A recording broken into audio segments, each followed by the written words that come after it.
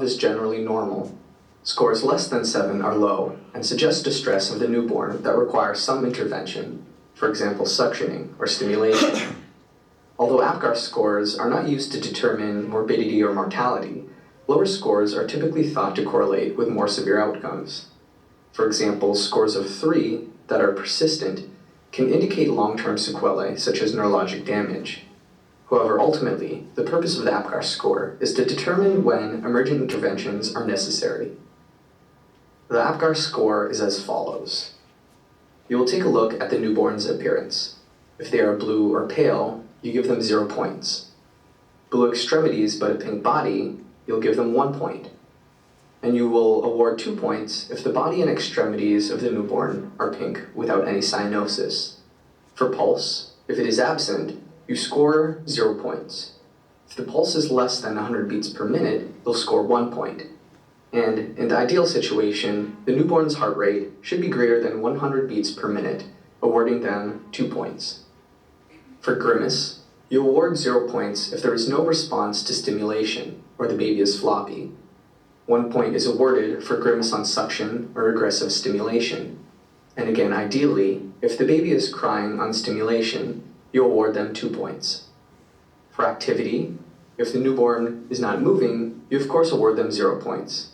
If there's some flexion of the arms and legs, you award them 1 point. If there is active flexion against resistance, you award 2 points. For respirations, if they're absent, you award 0 points. For weak, irregular, or slow respirations, 1 point is awarded. And if the baby is strongly crying, you give them 2 points. Right? Awesome video. So this is the peripheral cyanosis. If you look up there, you're looking at pink hands, but the fingers are initially blue, or the pink of the feet, as well as the toes are starting to get blue. Again, that becomes a concern. So then that's one of the things you're always looking at. All right.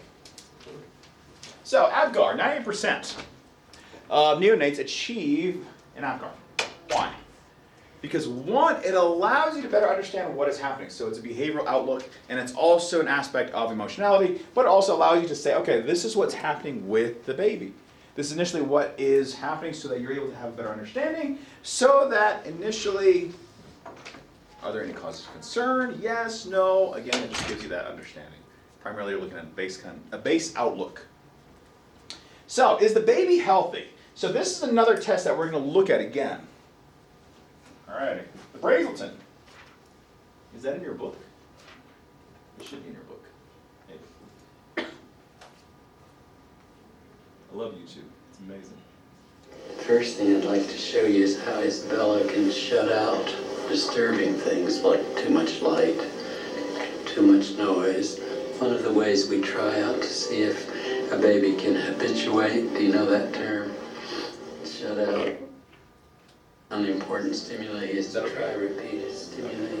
You notice that she smiled the first 2 or 3 times, and then she moved her hands a little bit, and finally she began to open her eyes as if she was waiting for the next stimulus, which I think is fabulous because it shows that she's sort of anticipating. Now let's see if she...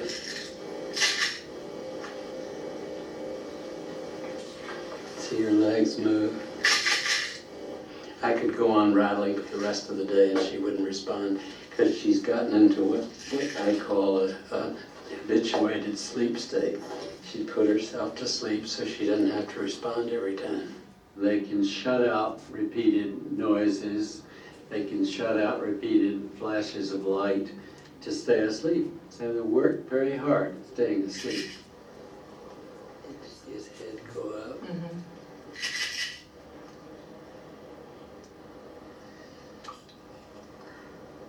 I think they're learning through sensitive adult handling how to put themselves together. Matthew, quiet down, Matthew. Quiet down, that's the boy. I think that's what we model for parents by demonstrating it.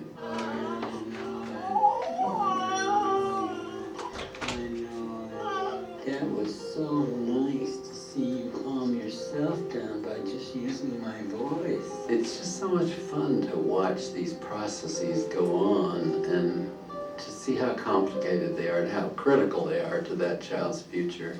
Now it's you and me. I think our work has led into conviction that the first 3 years are very critical as a base for learning later on. The newborn assessment was really probably the most important thing I ever did in my development for the field anyway. It changed our whole attitude, I think, toward newborns and gave us a picture of how early babies are people. So, does anybody have any questions about that? So, how many ever even notice that if you ever have nieces, nephews, or even have babies? One of the things you're looking at is how to calm them down. And one of the big things is I use my voice a lot. I use it in any given situation because Jeremiah. Yes. Yo, I have a son. Yes. And like right now, he's 3 years old, and I just put on like Peppa Pig, Ryan's Toys Review, and just after watching those shows, now he's starting to understand and apply it in real life, and like he has a lot of friends now. And Yeah. It's pretty cool to watch. Yeah, it's one of those things where they're developing social patterning, right? They're developing different social patterning, and as you're going along, you're starting to see, and again, they're also mirroring who? Parents. They're mirroring parents a lot. Why? Because one of the big things, say for example, even the touch of the baby, skin-to-skin contact, they're looking and saying, okay, this is the person that is my primary caregiver, and within that, now this is a person I can attach myself to, therefore I can model and mirror everything they're doing. Ow. So within that, that's one of the big things you're always looking at is, are they able to mirror you? And that's the reason why I'm always telling parents, I said, be careful what you're showcasing them. So always monitor what you're doing, because again, how many have ever been in that situation where you said a cuss word, and all of a sudden your little kid's like, and they run with it, and you're like, no, don't say that, no, and they're like, and you're like, oh no, and you're the aunt or the uncle, you're like, and you just walk away. That's what I used to do with my niece.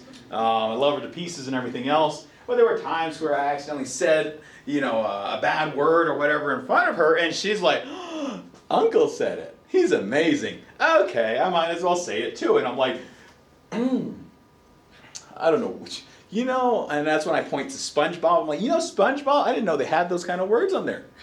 So I blame SpongeBob every time. Don't blame SpongeBob.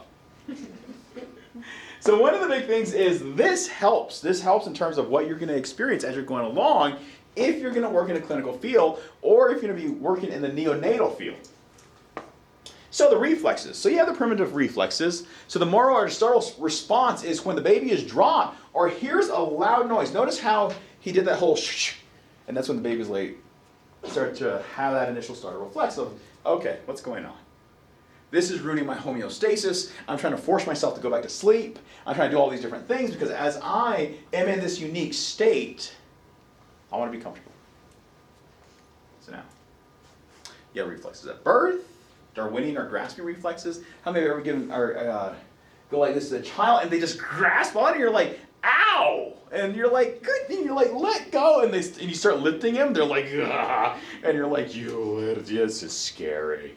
And you're going around, walking around with them like this. You're like, ah! And the kid's just like sleeping, and you're like, okay, this is some kind of poltergeist or whatever this is, and you try to put them back down. Guess what? That's the grasping. They're trying to test out their hands. They're trying to test out all these different things. They're trying to make sure that, one, they are able to support themselves. Guess what? All this is happening. All this is developing. And if it's not, it becomes concerning.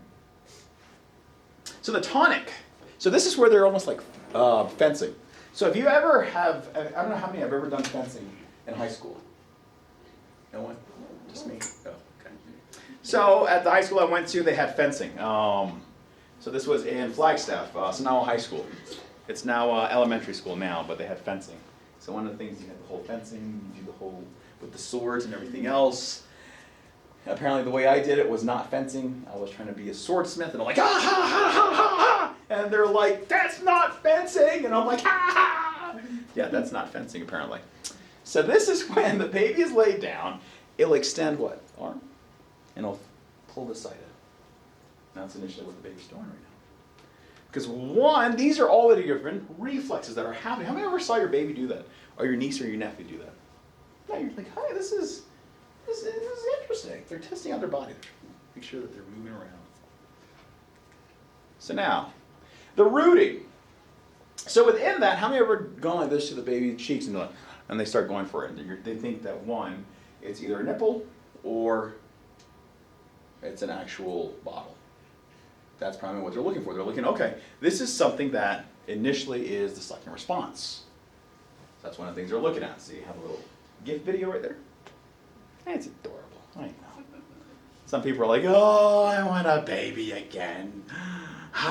Just from this class, I'm sorry. Some people on the other side are like, what? No. Heavens, no. I see some smiling on this side. They're like, no. It's okay. For my human sexuality class, we were talking about intimacy, and some of them were like, yeah, it's one of the things. I teach a lot of different classes to try to reawaken all these different things, so at least you're able to say, oh, yeah, don't worry. So then you have the stepping reflexes. So if you come under the baby, lift them up, what's going to happen? That's when they're like little tiny robots, and they're trying to walk, and you're like, what are they doing? And you're like, they're learning to walk. And then you let them go, and they're like, walk. And you're like, they're not learning to walk. But again, you're trying to help them. You're assisting them as they're going along. And that's when they look like little tiny robots. And they're lifting their arms and their legs. It's so adorable. And you're like, And that's when you tell everybody. And everybody has it on home video. And then when they're older and they bring somebody home, that's the first thing you show them. And they're like, why? Why would you do this to me? So now you have the reflexes at birth is swimming. When you look at swimming, it's one of those things where were they in for 9 months? The womb. Is there fluid in the womb? Yes. Guess what? The reflexes are there. So initially, drop baby in the water, it'll actually start turning itself over like, ah! And it's amazing. I do swim. When I was teaching my son how to swim, it was one of those things, and it was at a later age. But over on the side, they had neonatal swimming, and they were teaching them how to swim in case they fell into a tub or anything else. And one of the things is they just dropped the baby, and I'm like, no. But then I'm like, wait, no. And there's a boop, and I'm like, oh wow, it was amazing. And it was one of those things where they'll start what? Trying to lift their head, and they know how to float. It's adorable. It's amazing. And the baby's like, and I'm just like, oh, it's so cute. And yeah, it was adorable. And then you have the head. What happens? They're like, that's when their kind of head is all over the place, and they're kind of like, oh, and you're like, ah. Again, that's the Badkin reflex. So under here, feet. That's when you're kind of like, ah. So again, it's one of those things where it causes it to have that reflex. It is, ah. And then you have the Babinski reflex. So this is where, woo, and that's where the little feet will kind of go like this. How many have ever done that as an adult? Somebody goes like that to you, and you're like, ah! Hopefully it's not a Babinski reflex. But as an adult, what happens, your leg twitches, and you try to kick the person, you're like, ah! That's usually what happens. You're like, I'm ticklish. It's horrible. But again, for a baby, you do that. The little feet kind of splan out, and they're like, ah! So now, the emotions. So we'll look at the emotions. So newborns are able to demonstrate their unhappiness by what? Crying, flailing the arms. That's where parents are like, stop crying. Oh my gosh. It's all these different things. And they're like, ah. And you're like, ah. And that's when people try to find me. And they're like, somehow he's the baby whisperer. And so I get the baby. I'm like, ah. And I start playing with them. They're like, love kids. They're amazing. But it's one of those things where as you learn to work with them, you mirror their responses. You mirror everything so that as time progresses, when do they usually cry? When they're hungry? Or are they what? They're in need of something. They're in need of something, right? So I'll give you an example. My niece, she was born, love her to pieces, she's amazing. I never asked her if I could ever use this example, but I'm going to use it anyway. She'll probably hate me for it for life. It's okay. I may do with that. I'm all right with that. So when she was a baby, there was a time when I had to try to put her to sleep. And it was one of those things where, if you remember, you probably have nieces, nephews, all of that, you're trying to put them to sleep. They usually don't wake up at what? Convenient times, right? So I'm carrying my niece around, trying to put her to sleep, everything else. She just kept staring at me. And I'm like, please go to sleep. Please. Please. You know how he was doing the whole Matthew, Matthew, Matthew, Matthew, go to sleep, Matthew, Matthew, Matthew. And it works to a certain extent. Because then the baby kind of figures that out, like, nah. I don't see how long I can stay up. So I was using my niece's name, and I was like, go to sleep, go to sleep. And usually what I do is I go like this, and it creates a patterning. And so when you look like this, and you're like, and then I start going like this. And I was trying to do that. And I use a little bit of mesmer, if you notice, if you ever utilize hypnotism. And I'm trying to use that. And the whole time I'm like, come on, go to sleep, go to sleep. She's just like, and I'm like, it's not working. And I'm like, come on. And I'm kind of just going along like, come on, I'm so tired. I was babysitting at the time, so apparently as a babysitter, you're supposed to stay awake when they're awake. I don't know what field that is. But again, I'm babysitting. So I'm carrying her around, come on. Finally, after I've made a sacrifice to everything, and I've said my prayers and everything else, I prayed, and that's when I became very faithful to the Lord. And I'm like, Lord, please let him go to sleep. Let her go to sleep, please. I will do anything. Let her to go to sleep so I can go to sleep. Hello. So she finally went to sleep, which was amazing. And I'm like, oh, thank you, thank you, thank you. This is all in my head because, one, you don't want to wake her up again. So this is happening. I'm like, yes! Oh, yes, she's asleep. Now comes the hard part. Laying her down. So I go over to her crib. I look at her. By that time, your arm, it doesn't matter how many arm reps, it doesn't matter how many arm curls, it doesn't matter how strong you literally are. You could be doing CrossFit for 11, 15, 20 years if you're a CrossFitter. Great. But if you're carrying a baby, that becomes an arm workout in itself. This part of my arm is now numb. I can barely feel it. It's tingling, it's hurting, all these different things. So I'm like, okay. This side is fine. I want to switch to this side, but I can't. If I do, drop baby. Don't want to do that. Then I go over. I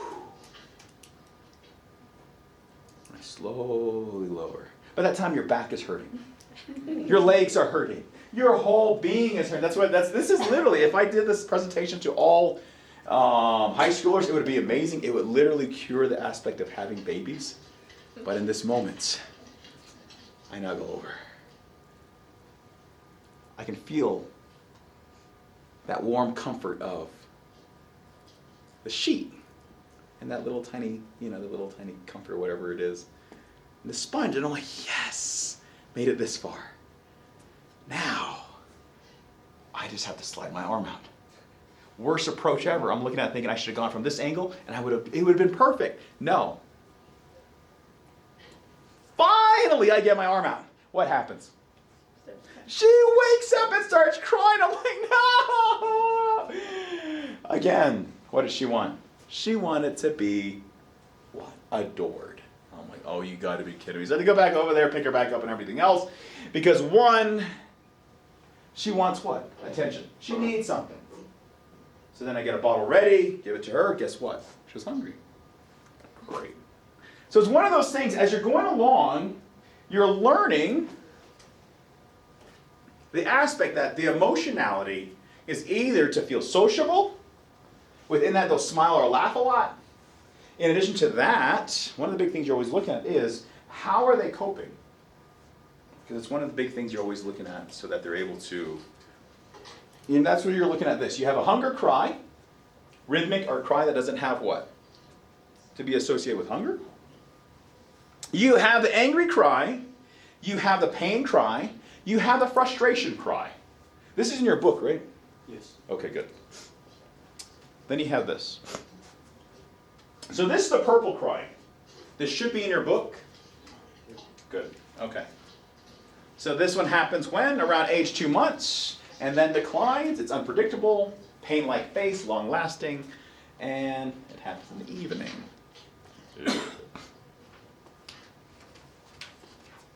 So now sleeping. So babies will sleep how many hours? This is amazing. This is amazing when they sleep. You put them to sleep and they're just gone. And you think, oh, I wish I could do that.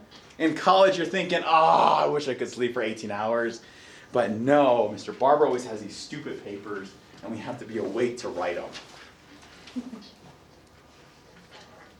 So now, unfortunately, they sleep in what? 4-hour sleep cycles. So if you notice, if you have a baby, guess what? 4 hours, they wake up. Another 4 hours, they wake up. And that's, for you as a parent, that's amazing, right? You can rest up in 4 hours. People are like, no. At that point, they're like, oh my goodness. Why? Why? Valentine's is coming around. You're like, why? Why? So, one of the things we found out, let's see, Valentine's, February, March, April, May, June, July, August, September, October. So if you're born in October, you're a Valentine's baby. I'm sorry. Some people are like, ouch, that hurts. I know. That's a reality. You're a Valentine's baby. So within that, that's one of the things is, as time progresses, they will begin to sleep a little bit longer. So this is how we're looking at it. So you have this will decrease as the baby ages, the REM cycle. So your REM cycle is primarily your rapid eye movement. So when you're asleep, or if you're ever watching your significant other sleep, which is very creepy, if you have a chance, watch your significant other sleep tonight. But don't be all creepy like. Don't be like, oh, I'm going to watch you. Don't do that. Wait until they're asleep, and then look at it. You'll notice their eye movements. As they're asleep, it'll start twitching. That's when you're in a dream state. That's where your initial sleep rest happens. Babies, same thing. So now, I know it's horrible. It's like a little demon. It's scary. This is actual nightmares. These are night terrors. This is where a child may say, you know what, there's something under my bed. If the child is sleeping on a bunk bed, they might be talking about their brother. That's the monster. So that's one of the big things is, as you're looking at it, again, that is initially what? So if you look at this, it says nightmares occur in the REM sleep, and they primarily happen to who more? Women, female. So men, they don't necessarily have night terrors as they're growing up. As time progresses, there's initial trauma and all these different things. And if you look at sleep analysis, or you look at the aspect of sleep, and I don't really touch that aspect in this class. It probably happen later on in the future, but we will be looking, hopefully at some point, the aspect of sleep and how it impacts you. So another sleep affliction is night terrors. So night terrors occur early in the sleep cycle during the deepest sleep. So they occur most often to who? Boys. So notice the difference. So you have, where am I at? Okay. So you have nightmares, and then you have, why am I going backwards? Okay, night terrors. So this is at the occur early in the sleep cycle during the deepest sleep. So this happens at the beginning. That's when somebody suddenly has, have you ever had that dream of falling? How many like that dream? Why? I always want to see what happens at the end when you're falling, and I'm like, please let me go. I want to see what happens. I think it's because most of the time we had those dreams we were in class. Exactly. You'd be on a desk and you twitch. Exactly, and I've seen that happen. It's like, yeah, that I heard that, and it's like, oh no. And it's like, we'll look the other way. Everybody's like, oh no. Yeah, it's one of the things that happens. And I won't give you the story of what happened one time. So now, sleepwalking. This is where you literally wake up and your child is standing right there at your bed and you're like, oh man. How many of you have ever had that feeling when you're asleep and there's somebody standing over you? I've had that. It's not the greatest feeling in the world. My son was standing right there.